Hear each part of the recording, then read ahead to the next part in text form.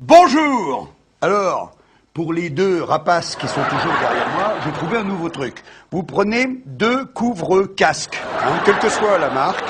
C'est comme pour les oiseaux, tu sais, les éperviers, quoi, les chasseurs. Tu fais ça, t'es tranquille.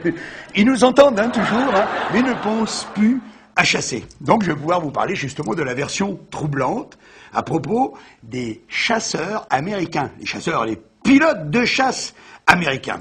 Là-dedans, c'est très précis, on nous dit, attention, qu'à 8h13, entre 8h13 et 8h14, il y a un avion qui est détourné, on le sait, Ah oui, on le sait par un message radio, je regarde mes petites notes, L'avion a coupé son transpondeur, c'est interdit complètement, puis surtout, il a changé d'itinéraire, C'est un avion, il allait sur l'est, tout d'un coup, clac, à angle droit, il coupe et il fonce sur New York, Attention! Bon, 32 minutes plus tard, le premier avion, comme on l'a tous vu, frappe la première tour. 32 minutes, c'est énorme. Là, aucun chasseur ne décolle.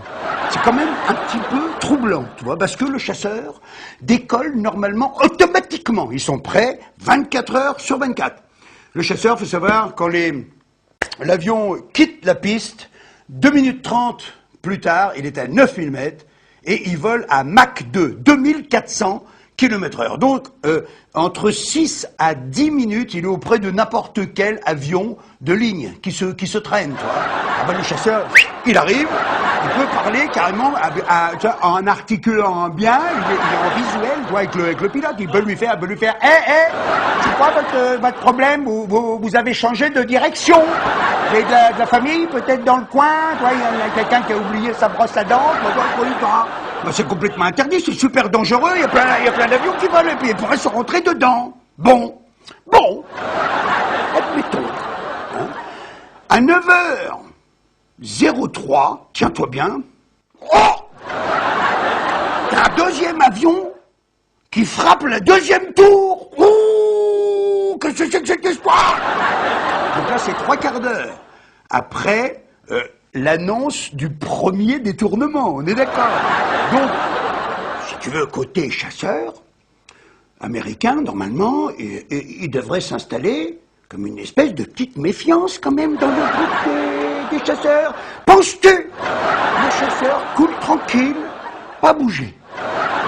Alors on ne sait pas ce qui s'est passé, peut-être la machine à café, elle était en panne, ou alors, ils n'ont pas pu les appeler, ils étaient sur vibreur, on ne sait pas quoi.